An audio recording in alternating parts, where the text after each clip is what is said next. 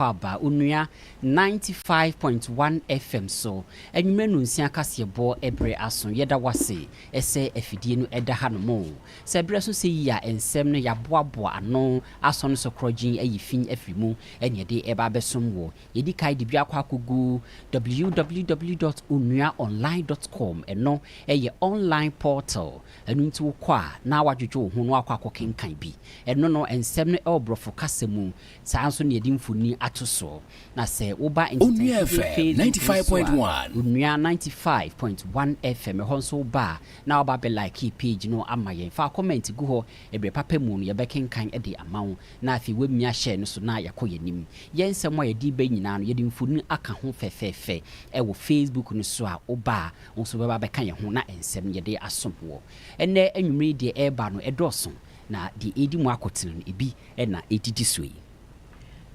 Mampenyi abedi etwe Professor Nana Jane Opoku Ajiman oni aban mu mpanyifo akopie mu ewo Nana Kunedu Ajiman na kachi mitre ni fie ne ekoso ewo ho no ye de beba abesomo Yefre Ekuobi Food and Beverages Association of Ghana dwedifo na monhom so a odin simbi eto abanye nimu se woni a wodi nnuane ani eniema efi wo mayimu ba wo wia won ho smuggling ekoso 95.1 emfa ho efise sikatwitwiridie eno my Ghana ehwere so afo hwe enwumesuansem so ra harina Idrisu daso a ekasa o say ye kire mofra na de no ehun behia say kasa o moti ase no ye betumi e de a kire o ma de o say sade we ebebo Sadans na obeti se woni a wo ye courier services woti moto so me paduane kotobre me fa hasne haboa me na odwumadie koso no wo se aposi 40 won pa enu nti National Youth Authority mpanimfo enye bibi emfamoa won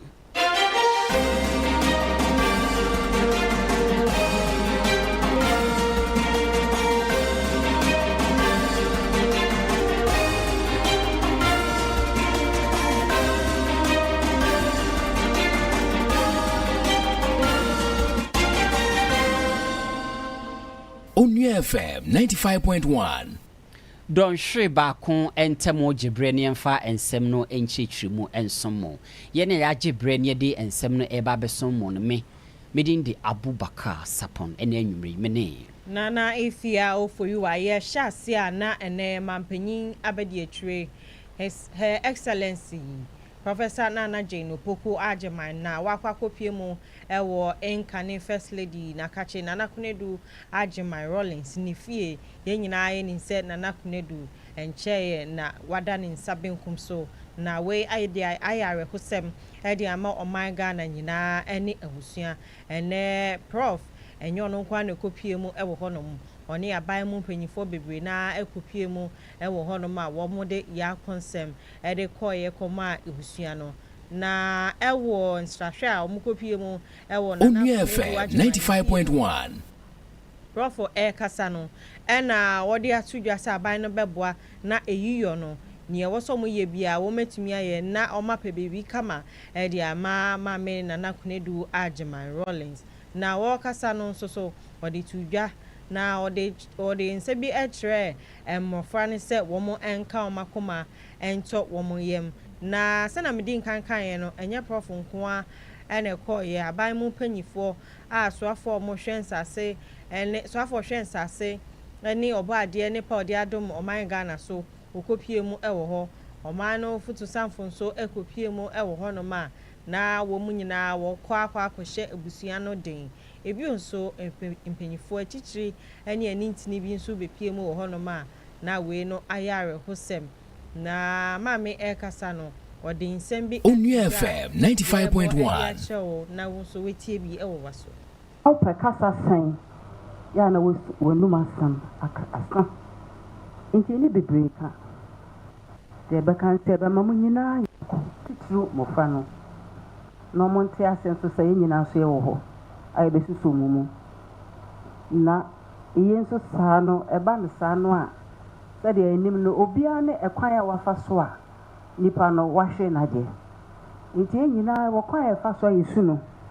nti ebesre ni nyina nso ye ma bibia nye adwebro bibia nye boko na yɛntimi ngya no kwan sɛdeɛ ɛfata yɛka sɛ yɛbɛtena ne aka no asɛm a adeɛ bɛsa yɛn nyina yɛnim adeɛ a wɔyɛ nyina yɛnim ɔbrɛ a wabɔ Onua FM 95.1 ɔmfa no nsie na ɔma yɛn so akokoduro deɛ ɔyɛɛ a yɛpɛɛ a yɛnim sɛ yɛbebrebe no yɛntoa so na ne nyinaa ɛnkɔ ne yie ɛma yɛn nti nyame mfa ne kra nsie na ɔma yɛn nyinaa nso asomdwee.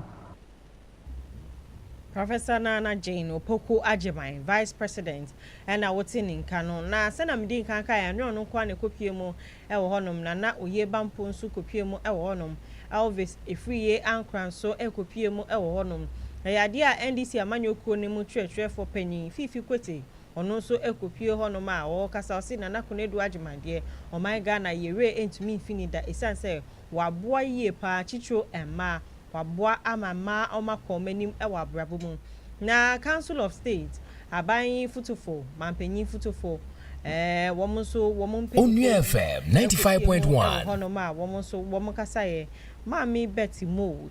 Idrisu ayade a ono so okasaye a yentie nsema a ono so editudwa in our numbers to come and greet you.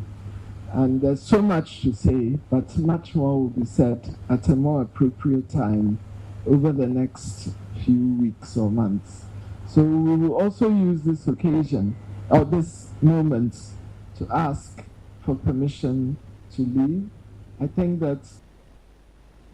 Mame Betty Mold Idrisu ono ana wotin nke na chese ni nyina ya konsem na gamanche nkrankro wem ohene kese wo ha se Kentucky tekotru a otoso mienu ono so kopie mu e wo ho ne nimpanyifo a wo mo so wo mo de ato abusua nanim se mo abi a wo mo hia wo mo ebetumi e de amom no behwe Onua FM 95.1 na mrahwebedwani e de makole clote Dr. Zenato Rollins a ne mame edafem ono so e kasaye a wo kire mu se eyade a nia empanyifo aye no aso na nipa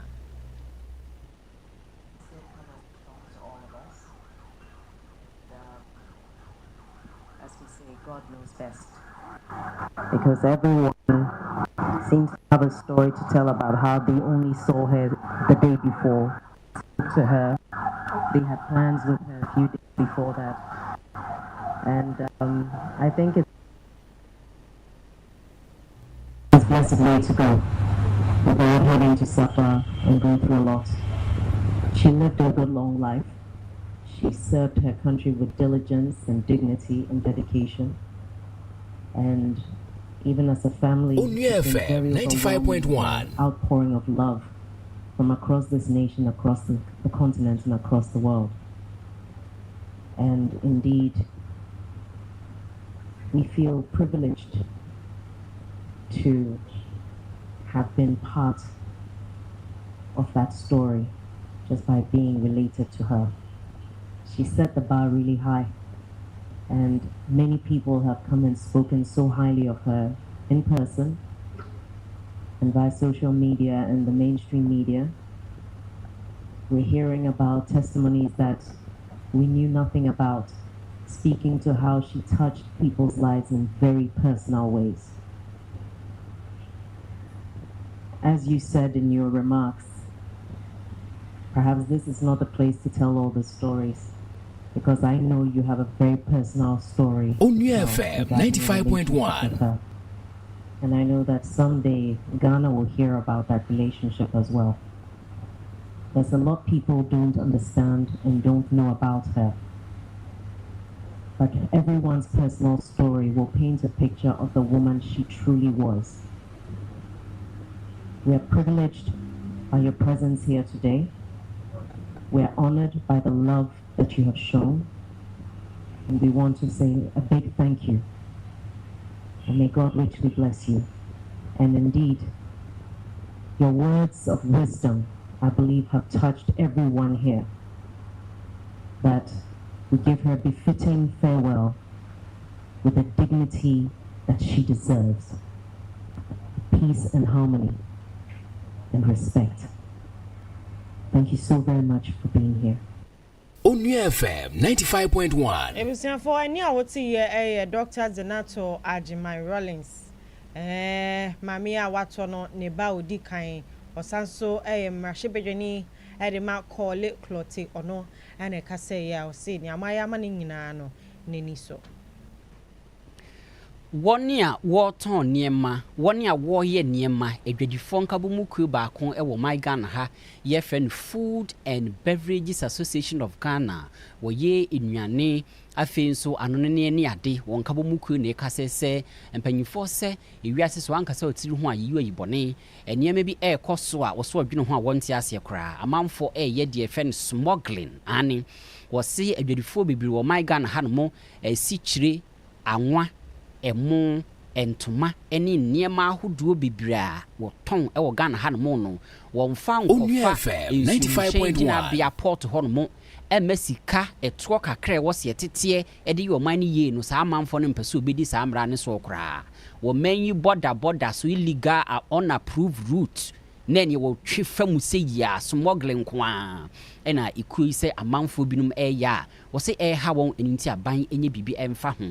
na saa ikui wo de nkrata aba montene so a wo se empanimfo a wo GRA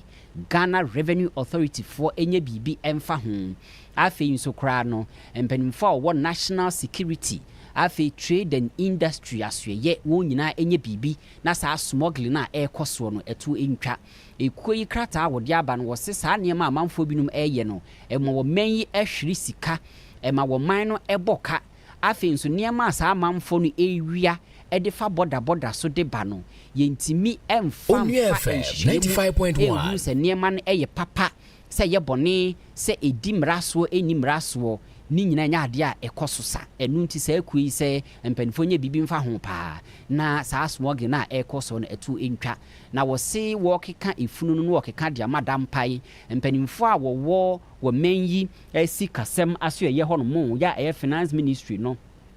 Fabak for say one so will be can it will be a fast smuggling na air cost ni mu was say afi 2026 budget and penny for air babe no Fabak ko say abanya ade baako na emwa ema smuggling no etu entwa was say ade a ye high import duties Ghana ni ba di dwa eye business wokofa ne ma de beduru port ho no mu a sika ye gye no nye sika ketwa ho pressure ne ho aso hye enti no enu betimi kra mani para yin adwen se ne pam no twa no anu ma che no 95.1 me fa ha kra ne to mo nya ate efise sika eguso no nya ade a metimi etua wo se eno ka ho bi ene ma smuggling no ekoso no enu nti 2026 budget no saa ekuo ya eye Food and Beverages Association krata wo de aba no wo se finance ministry for ehwe na import duties no wontete so ema adwadufo ko mu enha won na obi kon wankodo so ode niema ebewia afa beebi a ensese ode ebefa afi wo sinsu mu hyen gina bia port operations no eto da aye bibi ngungu na aye complicated adwadufo bi no kora nte ase enu ne ka ho bi ama manfo mpeso ode niema befa ho na eto aye betie e dia ma mining puntuo no yensanka na ama smuggling ekoso no enu ti sa akui Food and Beverages Association of Ghana and sema wodi aba no emu entry mu ne de asommo no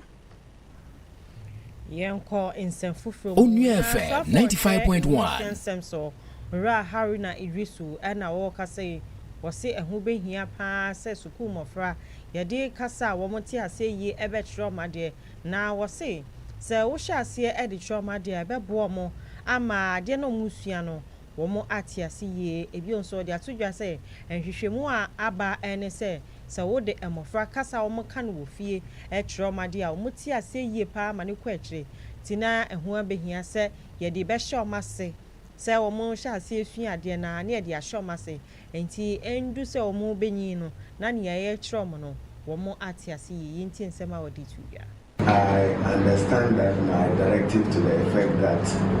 teaching in Ghanaian language, maybe for purpose of clarity, I meant from kindergarten up to grade 6. The language of instruction FM 95.1 local Ghanaian language. Because that child was not born an English child. And that child comes to the school being trained at home as part of parent socialization in her native language. And that native language would help her acquire English as a second but formal national language. And therefore, I stand firm and strongly behind the directives, but to limit it to up to grade 3. Ora Haruna Idrisu na wotin nkano de sanse ntudwa wabra one National Council for Curriculum and Assessment naka ekohia e womo ene womo mpanyimfo a womo hwe nhumesua sem so na wokasa no na ye nyina ye nimse nkomo ekoso efa nkola untirinwi a ye Onua FM 95.1 nkofo dodo na ade omano atumu se nkebe ya ye ma mofra no womo mfom chimi echichu ema no womo mfom chiwi enko school or see ye hwe discipline say discipline be ye adwuma e wo school ahodo mra school bia ahihia to ho no e wo sa abofra bia di so enti na hofade a na say in entire shemu ne nse ne obesiesie no e wo so mu nyina eye ne baako ekobenkro mu se na be ya obi nka se yehunu se yehunu we mobo ana se yehunu we mobo ana se obi pe we asem ana se obi empe we asem yenti nsem a wodi tuja. If we give in to her tomorrow to be shoe, the kind of shoe to wear or not to wear, and the next day to be a different style of dress that they are opting for, and we expect that parents hand to hand. In my training as a student of socialization is a shared responsibility between parents and teachers, and therefore we should have that understanding. And then to NACA, be assured, I'm happy Lydia is here. We should give you funding for the committee to complete its work on time. But that and was some way and chay Ra Haruna Idrisu Kokan wasem Mauli Senior High School and they was so sudia or say I'm a friend or Moko school and near school Nasha woman Chichu are buying Sukun, woman and sa pepe. Yes, you crack with Chinua. You ding in a we are Nani obey you why on vessel be back on near Bacas away dear man diaba now way dear man famba aha or so be how Jan and say one funny chimney baby nembra or Chinabacas and Pabua or Babesha no cra Monsesan on Pesadiano Ewusukumo. Onua FM 95.1 Ekuyo ya wo hwe editumi nkrata ama adrobafo eni ahyen eni ade ye friend Driver and Vehicle Licensing Authority DVLA ewo menyimu ekuyi mpanimfo asore kasa pa se toda o my Ghana said ye see eye yedwumedie efa tumi a ide ma adrobafo ho obi atoshen ewo se wo register e ho nkratasem ni ade no se wo de toto de ye no amanone eni aman hodo so no a na e kamera kwese ye de no na ho odene eni se di si ye no na ewo form kakra enu nti DVLA panifo se enche Ghana aban akache ya ewo aman hodo so a eye Ghana embassies abroad no said ye see a register ashen na edi to me krata ama adrobafo ne ade no ye ba be pejamu ne aye no foforo kra said ye be ya e betumi agina ne nan so na baby a wo de Onua FM 95.1 eni enidie eka ho enu nti DVLA force wo ba be de frɛ no biometric international drivers licenses aha ya enu baby a de be ko bia no na chese edimu ya ECP esita openya woda DVLA ku na no eni yewra Julius ni kwikoti yentie no. We are also having a foreign policy with the Ministry of Foreign Affairs, where DVLA will be located in most of the embassies outside Ghana.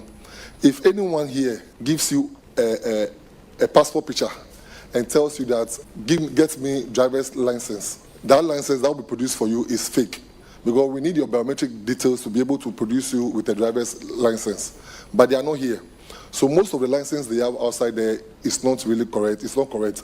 But we can't give our software out to foreign countries to victimize Onua our FM own. 95.1 So we deem it fit to go there with the help of Foreign Affairs to do the corrections for them. We were not able to meet ISO specifications when it comes to issuance of license, international license, and issuance of vehicle licenses, because it's just handwritten, which is not accepted by most countries. We procured machines, gotten the design to be accepted by ISO, so we can do proper international biometric page for our clients from 2026. The current number plate we have is not scannable. So anyone just brings a car, not pay duty, go out there to the streets, get the boys by the roadside to emboss a number plate for them. And we want to end that era. But the one we are going to introduce will not be having year of registration, which tells you that nobody can buy a car or nobody will wait to the next year before registration of a vehicle. So the one we are bringing now is scannable for security information. You wouldn't need DVLA to be in office before we give those security information out. A police officer will have access to that scannable machine. So in case of anything, they know who the right person is, who they are supposed to hold responsible. Openya Oka Brofi Oni Yura Julius Ni Kwe Koti, one year opinion quanchafwa, what that DVLA Jumeku ano, and tin share for fra was simple for the bano, a besha se afi 2026, ya ye babi simuino. Eha e wunya 95.1 FM, ye jina we so, a try a hotel ye bar, and 70 diaka doso, ye the besomo.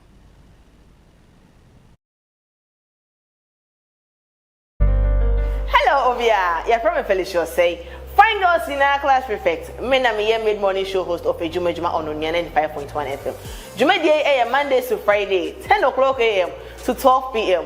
What you say? And to stay glued. Obenya konkosa kakra, just kakra, music and dance so kakra.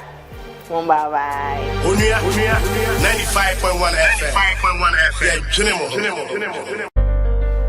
Ebusiafo, me dey the Mrs. Matilda Ajoa Edubuatin. You don't know how friendly. Hey, to the J pounds na obesi maji me die me na me di ho chia me pay eye me down no pa bia Saturdays and 6:30. I go see 8 and no pa die. Me no fire odoni empna twemu kama se be ya ebe kama na akototin. Kai Onua 95.1 FM so die. Ye no, ye dwene ho pa. Enti no kaya ho na yendi doni ye ma enye fe.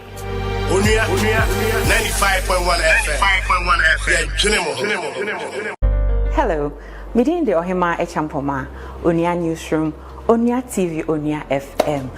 Edwada ekopem fiade bia Onua yensem so mede enigide ensem semwa etwegwe wa befontentan so ene ne ekoso ewo ye entertainment industry mu mitabiri ni nyina ede ba besel Onua 95.1 FM so ne memene danso minyamu hosa mede GH High Life tumedie eno so ebre Onua 95.1 FM so tumedie a eboyen High Life enyum eye Ghana yankasa High Life enyum ewie de contemporary kakra ene Afrobeat enyum ni nyina ede eba besomo memene da bia 2 ekokopem 5 menewo echa agro ai dia agro konkonsa kakra enso ne namu ni nyina ndo somo Onua 95.1 FM so Onua TV ene Onua FM de abibia kasa ye se ye twene ho 1 FM so ye demo e wo Facebook no so ko like mami wo share ne so ebi nso fa comment ne bra emepem no ye be hwe ni akenkan e de ama wo na woni a wo kita motorbike e de enkrofoni ama esuma smomo se aduane na wo to tumi from na omu di bia brew e obebi a wo bia se pass obi na wade ana se obi mane wade a wo betumi e de amomo no mo de akono wo mo enkabom ko metre motorcycle careers Union of Ghana NNA wo mo de omo ha akwakodan National Youth Authority ni nyina ne se omo se ejuma omo ye no a police for tete wo mo dodo wo nya hwe na wo behu se police ni afro na wagina wo gina wo so ani aju motorbike no Onua FM 95.1 omo yes akra na wo mo mfa emra kwan so bi wo a yesi ya chew na ye bisebisa wo eniama wangasa akra wo yi ho anu a enye ye na ene wo mo se sade we eteti omo ho medjuma ni ye pa eninti wo mo de to NYA enimu se won hwe na omo nka bi emfa mo na ebi onso sika omo gege efi omo nsem no omo se ade ha omo pa esanso omo ye adwuma na sika kakra omo benye egu omo botomo no na a police fo nso so age omo kirem a enche kra na nipa be 13 a no eye omo members dumiensa ye chi omo a ye di omo kopie mu e wo court na omo court no nsema ye di tu omo so no na omo kire se dodo na nheda enim na omo ni a police fo mpanyifo akasa saa na so omo hwe a emmo biara emfi honom emba eni nti wo mo say National Youth Authority Onua FM 95.1 onso ano emfa mo ati mi moto esi hoi be bosomeni echire eden na yeso yebedi enti saa de a yenuanom bi ehye se ye youth ene yemfa asem ne medan youth mpanyimfo no authority for no na omumra asem no ma ye ne hu kwan ye befa so a ye be solve ye issue no amicably boko eno nti na ene uhu ye wo ha ya enye bone ya ade a ato ye a ye ntimi nye den en solve enti na ye frɛ say youth authority no omra no omehu amabunu no de ben mobo yankofo no macho omo otesa no no omanye boni bia yesi ya che nipa ba ko ne ko bisa so boko de eko no macho munyia wuntimi nkofo no mko yanche obia chatawale nkofo eko yanche obia nti akose wade so de bia ye na eko se lose kenun obia sorry na wache te sa akoko no de sika atu emunim nti ye pacho de ne pese man say police brutality no e too much and pastor we say kojuma police there 95.1 but e bi no ni bibia so still na egusache no say onkope bibi kakran bransa inti na ye pa abancho say aban should compel the app company so that they will involve riders leadership no into the charges and the pricing, because as it stands now rider for the juma kasa na yenya notification where app so ye kofa order no from point A na they are come asimasi e point B nti aden na eba no pricing na ye ntumi nkebi aden na ye ensese omufa ye kasa decision no ho. So that is one thing we are fighting for. Ye pa bancho said they should meet us so that we will all meet the app company so that we riders are buying and the app company will be part of the decision making concerning the pricing. Any I would see a woman with the motor bike say yes, Jumaya, Senam Din Kankai, we to be Binasa or the money Ubia, who made to me Eddie Aqua Commander now. Or more equipment more ewo NY and penny for Deputy CEO a year in Samahama or no so or J Asemna or they actually just say and will be our beshe no more dear woman on bay Senabaya woman so woman who ever told. We know that most of the people that are riding these motorcycles are youth, and then you are also contributing to the national development of the country. We know how the motorcycle has become a good business for most of young people that are also gaining and also making living for themselves. So whatever that we are supposed to do to make sure that there is harmony between the motorcycle and then the police authority and all relevant authorities, will go ahead and do that. And I can recall as one of our Oguso etie Onua 95.1 FM Onua 95.1 FM bra Facebook ne so ne nemra medi kasubom ya wo share no so ma yenko yenim like page ne maye na wadwenkyere fato ho ebre papa mu no ya kenkan e de ama ensam a edi so mu nyina ne mfuni guso ya etwa jiro ni tibra ne nemra medi kasubom wo ba Onua 95.1 FM ye ko ensamfufuro mu na enwuma akese ya 95.1 na ye friend mining companies ahodo no wondwumadie mu no etoda atrenchem timisi enipa timi pra ebitimi prepra ebitimi wu woni a wo ka ahyen akese a sika kokko ne adegumu wodi free bia baako akobia baako woni a woti emfidi akese animu no wodi edi dwuma woni a wokɔ mining companies mu akɔ budwa akɔ wano aduane won nyina yade a wɔyɛ adwuma ne toda atrenchem itimisi enti injuries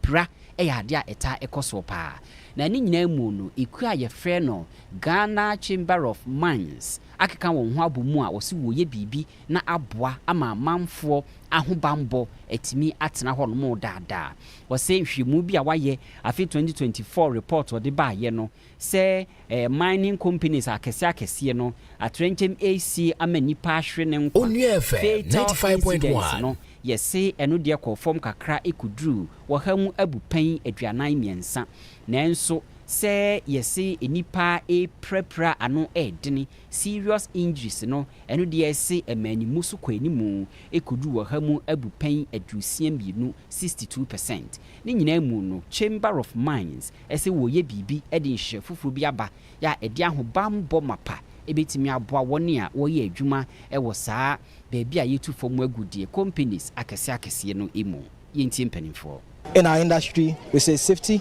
is number one, is our priority, is our first value. If we can't mine safely, then we'll not mine at all. So the idea is that we have best practices as far as safety is concerned. We want to bring these same practices within our host communities. So whatever we are doing, we can also pass on that skill, that knowledge, again to the members of our host communities, as much as we improve upon our own practices. 95.1. Aduntin penimfo a wo Ghana Chamber of Mines guso ene etwetwe nkoma a saa nhyehyɛ fofora wo se wode baidie obema amanfo a woyetimamufo wo mpotamo a saa fomu agudie enwumakuo no wo no wonso odo ho behye saa nhyehyɛ nimu sɛ de bɛyɛ a obi pra nanso kora sɛ ebetimi abo ho ban na pra eta ekoso no ano ebetumi asi wode nsam ni tudwa wo dwumadi a yɛfrɛ no National Intermines First Aid and Safety Competition ase empanimfo guso no yɛkasa. We also want to make sure that we equip them with very basic first aid knowledge, so that should they have any situations in their homes, they will be able to deal with it. That is the reason why we have gone a step ahead to get people from the various communities to be part of the community team, so that they would go back and then spread this knowledge.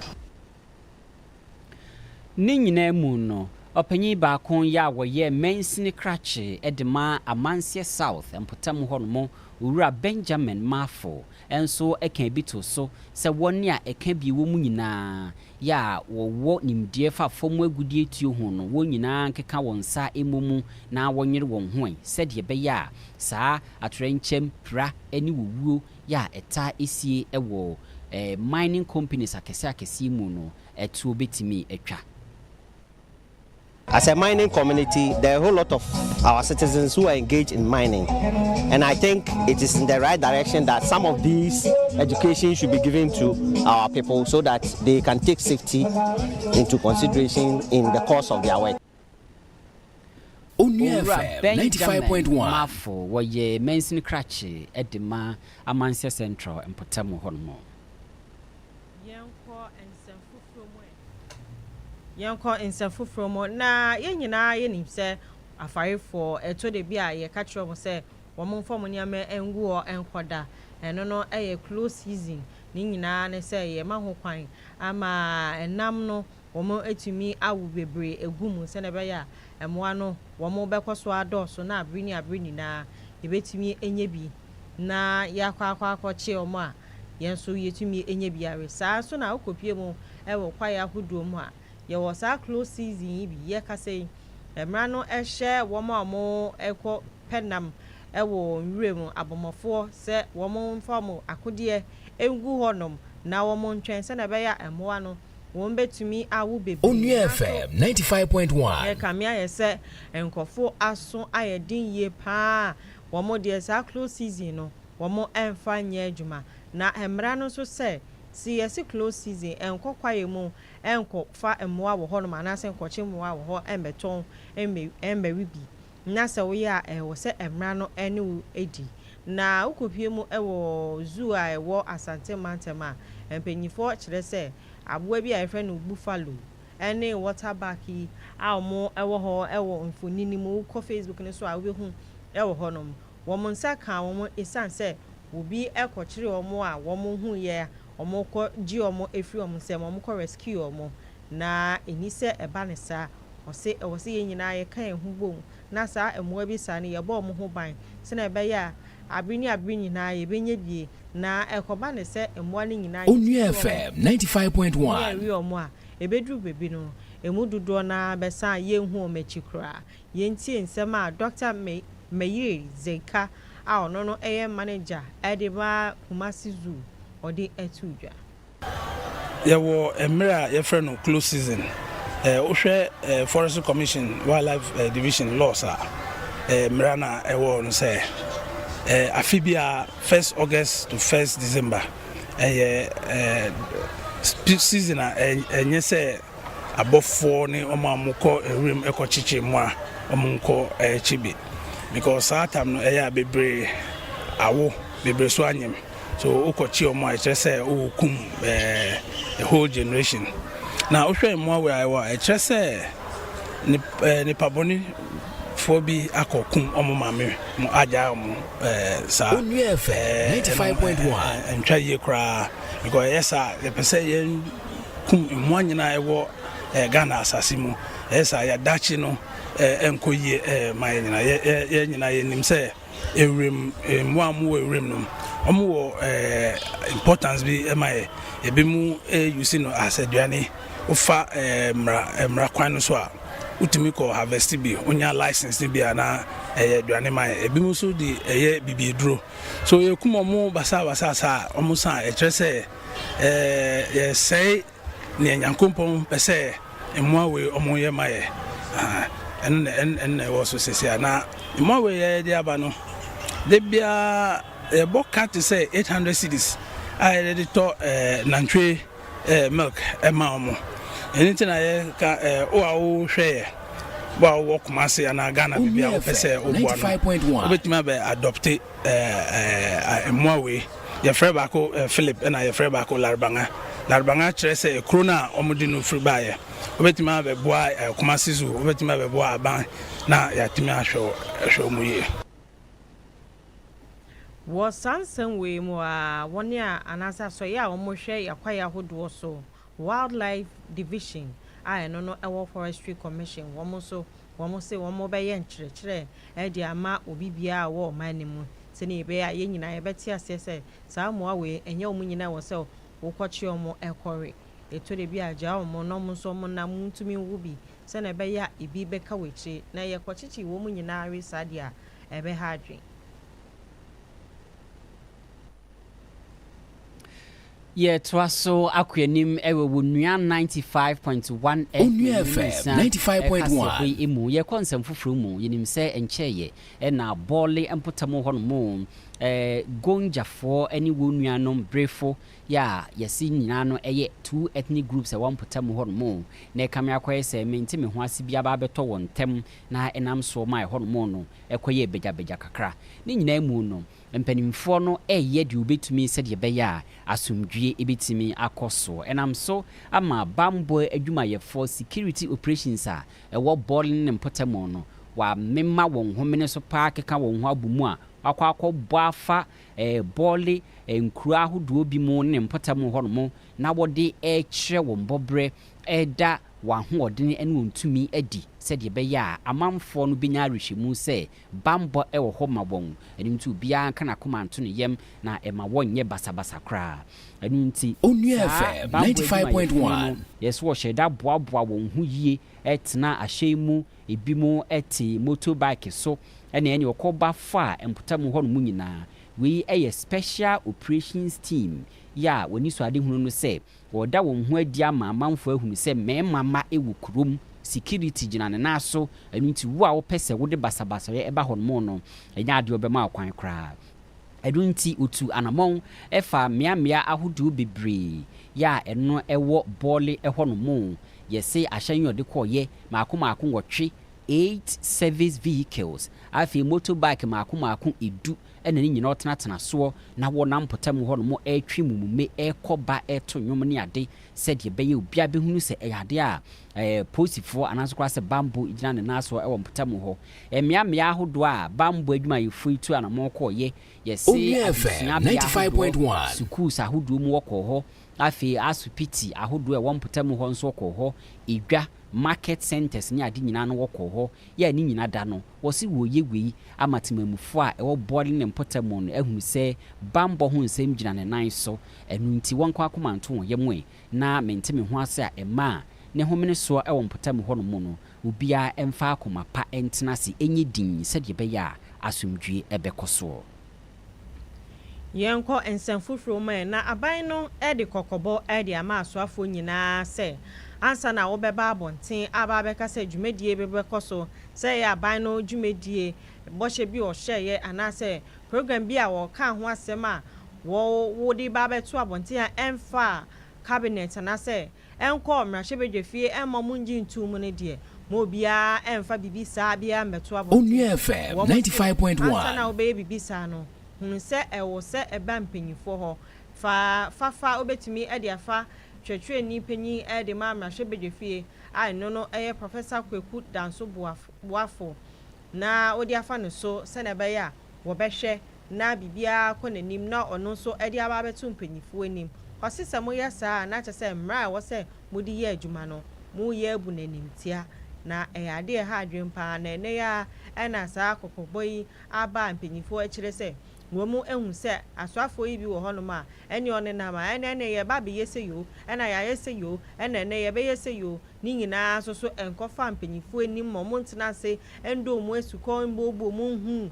kwan ya ye befa no ye befa so aye no ene se ne wo se ye no ada ye de ba be ye adwuma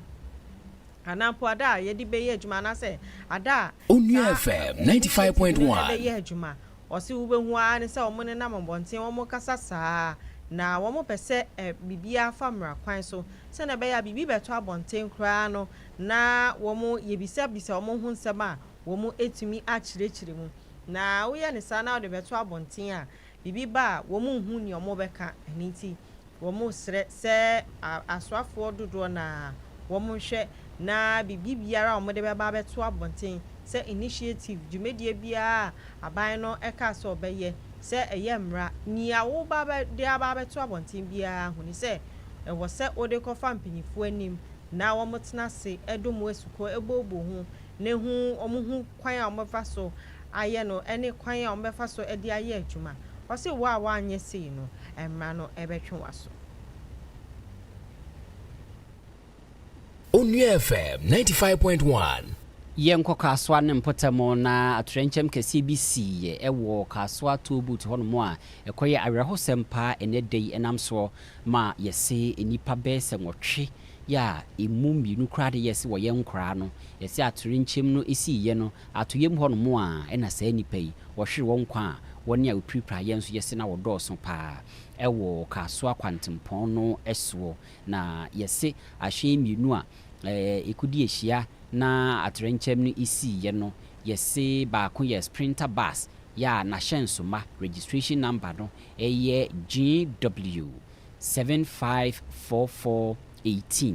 eno eye sprinter bus na afi private jeep ya eno nso yese na hensoma ne ye GR 7673 na yese dabres sprinter bus Onua FM 95.1 nipa la comedy na mpotam ho no na obi ahu de yeye se dabre private jeep no se wayira ne kwan yi so nim ba bi a wo ko wo dan ne ho e wo kwantempon ni mfimfini ene se sprinter bus no nso edi mirikatenta odi bepu mu na enam so ma sa atrenchem no esiye woni a wo ho wo hunu bie esa asem ni si sa no ma sprinter bus no muni faso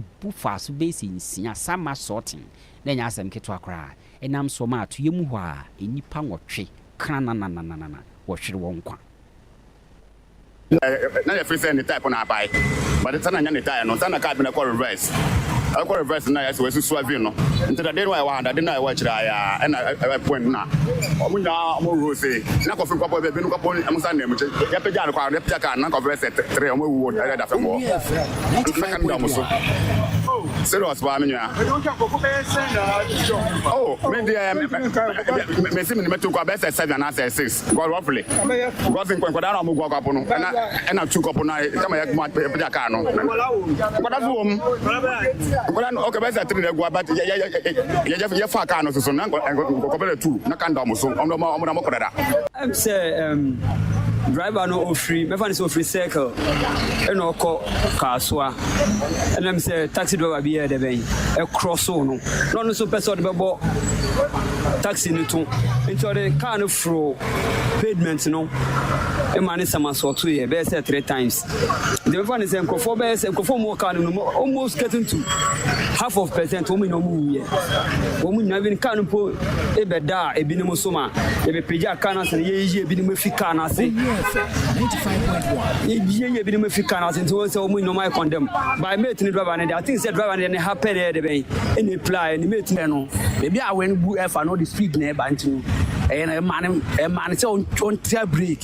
to tia break ni once no na car na dane ti car na dane na ko wiem e trapo no light pole we ekosoro ti ekosoro no I want to say bimu nipa no bimu pie Africa no ma back from that direct meet me to fan first and I can't be ball no na nipa mienu sha ase na sport and I can't be to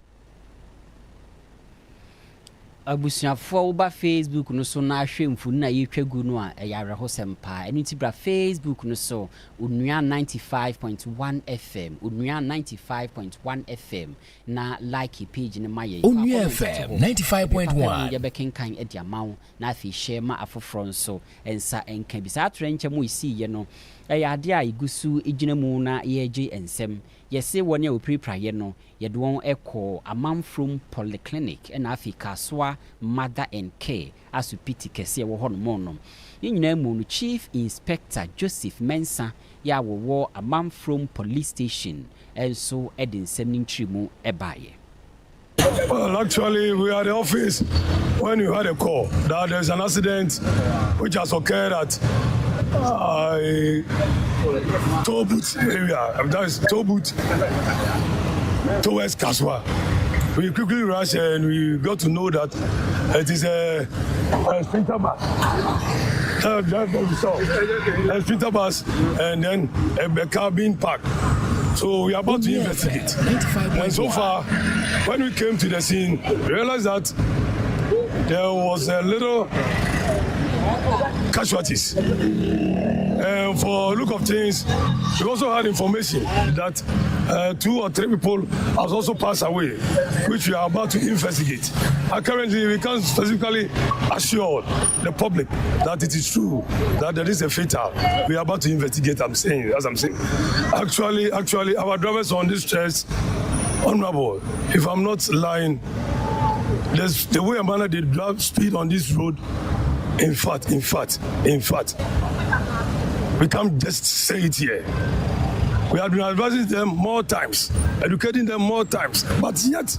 because today being Sunday, they thought police are not on the road. Just imagine. People going to church, etc. Look at what a driver has done to a passenger. We don't have much to say here. Yet, let's hold on for investigation review. Chief Inspector Joseph Mensa, Oyoposinia wo Amanfrom Police Station, wo Enkran Hanomo, on Sunichimun or the two jano. Yenko and San Fufrumo na watching ye and Quinche Sisi Yeno, na ano di ye pa, copiemo ewo conongo, Udumase Quine soa, a idea a VAC honoma, a free Udumja Kuno, say Womon Bray, na Womon Beshe, na Adiano in Quinchani see. Ewo asankare ewo asante mantem na eba ne se sprinter bus bi na yi Onua FM 95.1 Honda ya park esi kwan no so odi ko wo mu a na enam so amani padodo na eprepra ye pa na odumja jumekuo no ekopie mo wo ho no eno mu se sa Mercedes Benz sprinter yi ne number no AS6 GR 622-22 na ora kujo ena na etimu a wo tu ehyen yi na okopie mu ewo bebi asem no esiye no na tipa truck no ewo hono ma ode kai ekohye hu na oyiniti se kev mu na nka wotumi akonanim na so amwa enam so amani padodo na eprepra nyehwe nimu se yebenya kasamafo edema odunja dumeko na wo asante mantem yenya na asem no emu nchiremu akasa Onua FM 95.1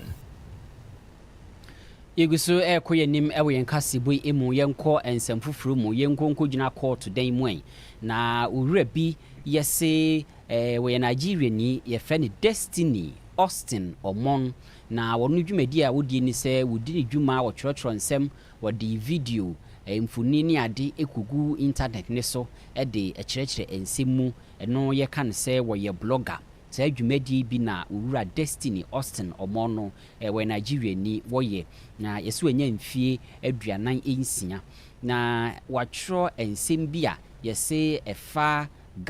Ghana ni amanyuni baako Owura Hassan Ayarga yeso atwotwo nsim bi afa no ho ya wode ehunahuna no wantintanfidie no so se anhwa obitimi ayi ne bibi enu nti Owura yi no yese ye nasem akokot Onua FM 95.1 ewo Adabraka District Court hono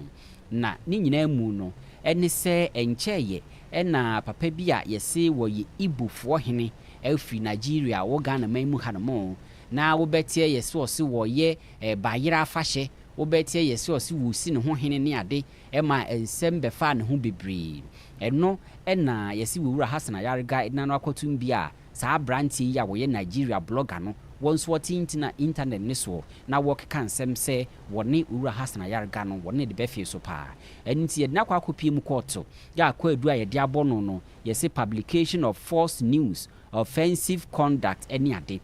ensem no kopie mu court Adabraka hono mo a Nigeria ni lawyer Emeka Saminti a wo se Nigeria ni wo yare ne ho mfa no adan ya wo se Owura Hassan Ayarga asoma mrantie be se nipa be wo ha Onua FM 95.1 ya enam so ama wo yare enu nti court no into asem no emfa enhyeda yenti.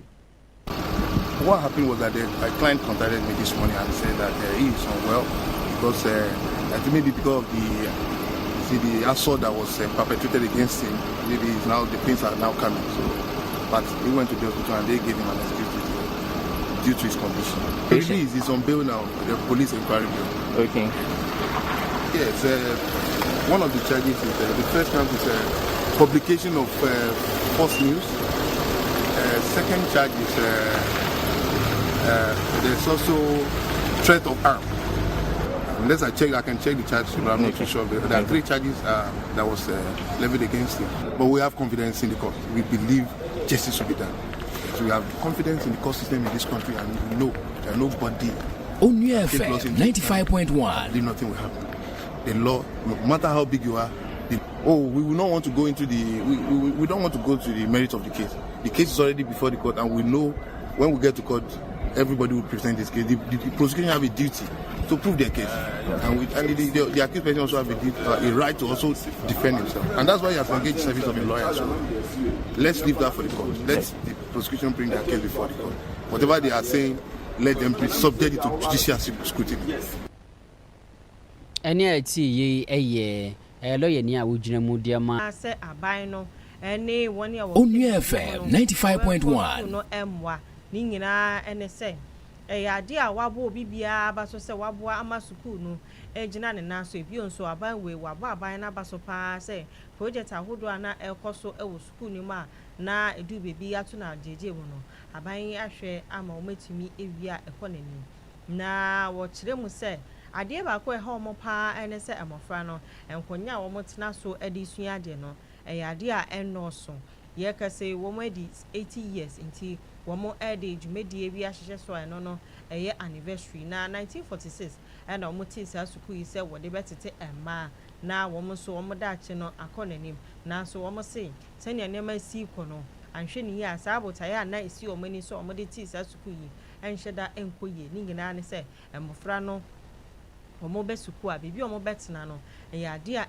Onua FM 95.1 emofra no edo so ewo suku mu ho no nanso emofra no nkonya a omo betena so no eyade a enso eniti wo mo de atompanyifo enim se mpanyifo nhwe na wa wo betumi aboa no wonfa emofra yi nkonya ni bi enra se ne be ya emofra yi wo mo esuade a wo ho ebeto mo. Dr. Francis Hall Adams ekasai. In fact, we have a number of challenges. One of them that we need immediate attention, is our internal roads. Our internal roads are in deplorable states. And where the college is located, there's no visibility. And so we want to appeal to people, government organizations, non-government organizations, and others to come to our aid, to do the internal roads for us. Again, our numbers have increased. And this has also contributed to shortage in academic chairs. And so we need 95.1. If the district assembly can come to our aid, for us to get more academic chairs. One of the most worrisome challenges that we have is about lack of operational vehicles. As part of the 4-year degree program, we have to send our students out on something we call STS, supported teaching in school. Almost every day of the week, we have to send them out and bring them in. And we send them to so many districts, not only within the STMA, we send them to other districts. But the problem is the vehicle. We need vehicles. So we want to appeal to government and other organizations to come to the aid of the college. Dr. Francis Adams, a principal at school yimo. If you also project I shall say I to me and we no caneno or can The first one was the 300 capacity hostel that government wanted to build for us. In fact, it was told just about a week ago that a new contractor has come to site, is trying to put the place in order. So we are hoping that they will not stop, they will continue to build it. Again, we have currently the ongoing lecture hall complex. Behind this auditorium, we have a lecture hall complex. It's stalled, but now it has also taken off. Though it is slow, but it's moving on. Dr. Francis Adams and our team King. Enkane no nenka wokọ ayaresabia wudini de sen wote hene wo ma midni de sei saa ne ma nyina no ye twro de pen ne paper na eye mane ma che enam so man penfo de digital system paperless system ba ya wokọ we gbo wudini ye do 95.1 wo be free OPD ho no ma bedru doctor ni ho no na wudini ne ubi bia gu computer so dada ma ayarehwe ne ayaresa no eye contemporantem nanso yen se ntwere for de ensamo ba se ukopie mu wa asantemantem ho no mo a kame akoise de computer de no ayeye no enei bibiasi ama hawa ba amamfo asalight tintin e wa asopiti ahodo a de ahokyere ebre won yentie the fact that I slow and so much change computer no be folder and chama we let's say any money na you slow yeah it's from babe 7 so that babe 12 asana me for them we so aba sa ko dey lie awo the dia daughter so ba ho no ba ko dey lie dem ko na me ka se ma mu so me sa aka material ka me ko private school hospital Monday ndi ka dey ma me die. It's now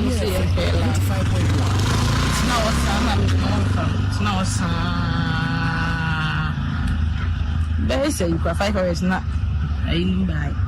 It's in a buy. A man, mammy, yelling my see the images. We amanboa ifri asante mantem imu na woni awokwa akwaje ayarese ne ayarehwe no yese computer system no sa breki down sa ye den anunti ayarefo no etete ho no mu asa light tintintene na ede ahokyere ebre won